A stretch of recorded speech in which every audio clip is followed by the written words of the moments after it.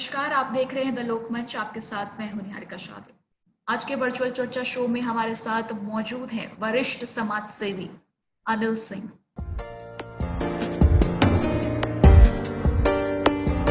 अनिल जी के नेतृत्व में सद्भावना सेवा संस्थान द्वारा देश भर के 11 राज्यों में मुफ्त चिकित्सा हेतु फ्री एम्बुलेंस सर्विस प्रदान की जा रही है, जो इन राज्यों के गरीब ग्रामीणों के लिए किसी वरदान से कम नहीं है। सड़कों पर आए दिन होने वाली दुर्घटनाओं को ध्यान में रखते हुए संस्थान द्वारा फ्री एम्बुलेंस सेवा।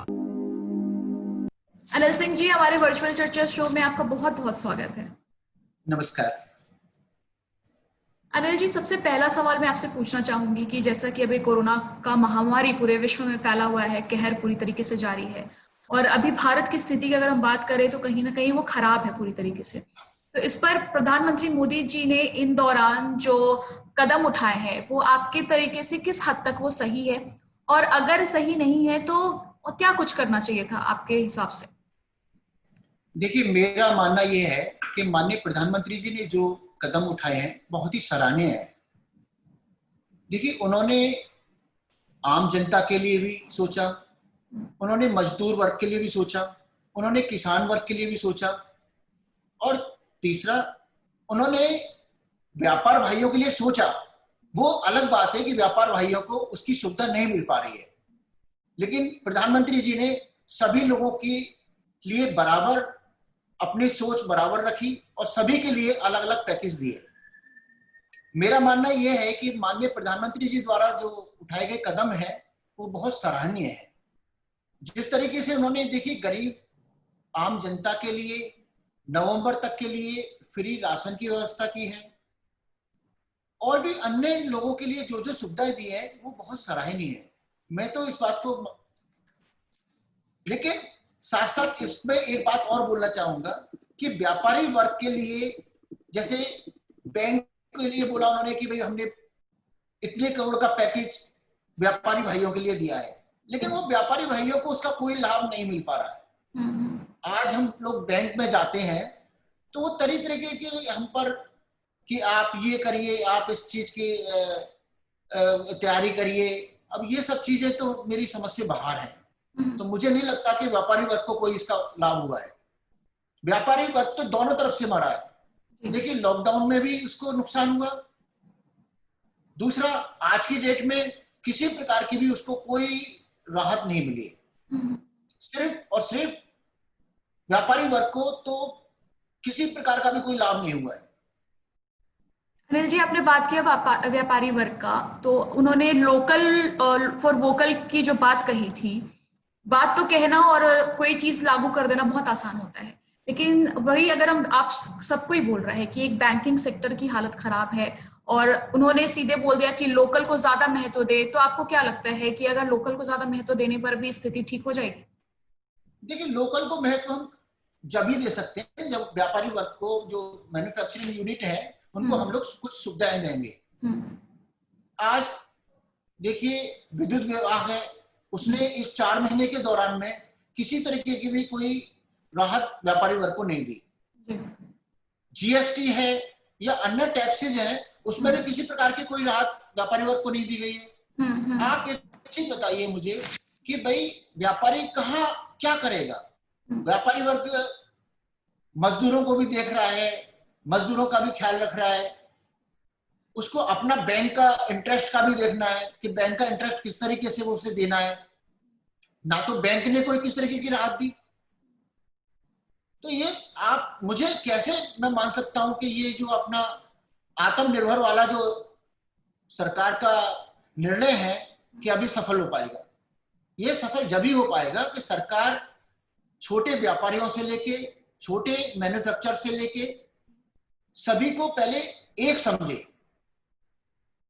उनको सुविधा दे, उनको हर तरीके की छूट दे, तभी ये संभव होगा। उससे पहले कुछ नहीं हो सकता। जी। अनिल जी, अब यूपी पे आते हैं। सीएम योगी ने भी काफी सख्त सीएम हैं अभी उत्तर प्रदेश के, और इस दौरान उन्होंने भी कई सारे नियम लागू किए, किसानों के लिए योजना लेकर आए हैं। तो आपको क्या लगता है जो ये उठाए जा रहे हैं कदम, जनता के लिए ही उठाए जा रहे हैं या फिर ये कहीं कहीं ना कहीं राजनीतिक तौर पर कदम ये दिखाए जा रहे हैं कि राजनीतिक फायदा होगा अगले आने वाले समय में? देखिए, मैं एक बात बोल सकता हूँ। जी। मैं कोई ना तो कोई पॉपुलिसिटी टाइप की बात कर रहा हूँ ना कुछ कर रहा हूँ। मैं एक बात ये बोल सकता हूँ कि पूरे भारतवर्ष में माननीय आदित्यनाथ योगी जैसा मुख्यमंत्री नहीं है, जो कि तुरंत किसी भी उसमें तुरंत निर्णय लेते हैं। निर्णय लेने की पूरी उनके अंदर क्षमता है। उन्होंने पूरे प्रदेश में इस कोरोना को लेके जितनी गंभीरता दिखाई है, अन्य किसी प्रदेश ने नहीं दिखाई। वो आज भी 18-18 घंटे इस कोरोना को लेकर कार्य कर रहे हैं पूरे प्रदेश में। उन्होंने, मैं तो करीब करीब ये लगाई है कि मैं तो डेली देखता रहता हूं उत्तर प्रदेश सरकार के कि क्या इनकी बैठकों में क्या हो रहा है, क्या नहीं हो रहा है। और मुझे लगता है कि उत्तर प्रदेश में जितना कार्य हो रहा है अन्य प्रदेश में नहीं हो रहा। अनिल जी, आपने कार्य की बात की, कोरोना के लिए तो हो रहे हैं काम, लेकिन अगर हम आप वरिष्ठ समाज सेवा हैं, अगर हम उत्तर प्रदेश की हालात के बारे में अगर हम बात करें, आए दिन महिलाओं पर अत्याचार हो रहे हैं, अभी जो लगातार खौफ के माहौल आ रहे हैं, दबंगों का राज चल रहा है, इस पर कहीं ना कहीं योगी जी थोड़े से ये नजर नहीं आ रहे हैं कि कहीं ना कहीं कमजोर पड़ रहे हैं? क्या कहना है आपका? देखिए, अपराध हर सरकार में होते हैं। अपराध को रोकने के लिए हम सभी लोगों को भी इसमें विचार करना होगा। केवल और केवल सिर्फ पुलिस या प्रशासन ही अपराध को नहीं रोकता। प्रशासन को, यानी अपराध को रोकने के लिए सभी सामाजिक संगठनों को और जितने भी वरिष्ठ हमारे आरडब्ल्यूए हैं, ये है, उनको भी इन सब चीजों पर विचार करना होगा। देखिए, आज की डेट में क्या होता है कि घटना मेरे साथ घट रही है और मेरे सामने वाला कोई है, वो उस घटना को देखता रहेगा। वो चाहे किसी के भय से, वो दबंगे की भय से रहे। मैं ये कहता हूं कि आज की डेट में यदि आप कहीं कोई गलत कार्य हो रहा है और अपराध हो रहा है और यदि आपके सामने हो रहा है, तो मैं कहता हूं कि उतने उसके दोषी आप भी हैं। उस अपराध को रोकने में आपका भी फर्ज बनता है। उत्तर प्रदेश में अपराध बढ़ने का मेन कारण यह है कि एक दूसरे के साथ में यदि कोई घटना घटती है तो कोई भी खुलकर बोलने को तैयार नहीं होता। आज टाइम ये है कि हम लोगों को खुलकर बोलना चाहिए। अपराध को, देखिए, अपराधी की कोई जात नहीं होती, अपराधी की कोई किसी भी प्रकार का धर्म नहीं होता। यदि कोई अपराधी है, वो किसी भी वर्ग का है, वो किसी भी जाति का है, वो अपराधी है। आप यदि किसी जाति विशेष को लेके आप अपराध के लिए उसको बढ़ावा देंगे तो ये बहुत गलत है। अपराधी अपराधी है। अपराध को रोकने के लिए हम सब लोगों का फर्ज बनता है कि हम लोगों अपराधी को रोके। वो चाहे मेरे घर का मेंबर हो, वो चाहे बाहर वाला हो, मेरा दोस्त हो। आप अपराध को यदि छिपाएंगे तो अपराध बढ़ेगा। अपराध कहीं हो रहा है तो उसको उजागर करिए। अनिल जी, अब आते हैं जो पूरे उत्तर प्रदेश को, पूरे भारत को इंतजार था जिस दिन का, अयोध्या में जन्मभूमि का भी पूजन होने वाला है, भूमि पूजन होने वाला है 5 अगस्त को। तो पीएम मोदी अब इससे लेकर नींव रखने वाले हैं। तो ये एक खास, मैं बोल रही हूँ, 5 अगस्त का ही तारीख क्यों चुना गया है? कुछ खास वजह रही है इसकी?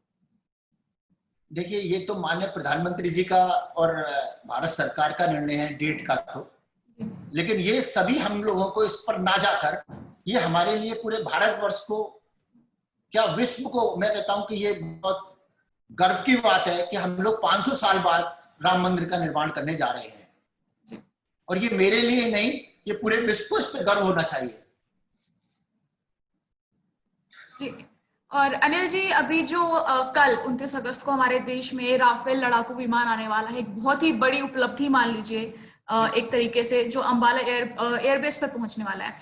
आप ये बताइए कि जो राफेल के डर से क्या आने वाले समय में चीन और पाकिस्तान को अपनी हरकतों से बाज आने का मौका मिलेगा? थोड़े संभलेंगे या फिर क्या इस पर क्या आगे होगी राफेल आने के बाद? देखिए, बिल्कुल। देखिए, जब ऐसा होता है, यदि किसी भी सेना को जब कोई हथियार या कोई इस तरीके की सुविधा मिलती है तो उसका मनोबल बढ़ता है, और जब मनोबल बढ़ता है और इस तरीके, और ये तो विश्व का फेमस विमान है हमारा, तो मैं तो समझ सकता हूं कि लोगों की नींदें हराम हो जाएंगी, पड़ोसियों की नींदें हराम हो जाएंगी, और हमारे प्रधानमंत्री जी का और हमारे रक्षा मंत्री जी का और गृह मंत्री जी का जो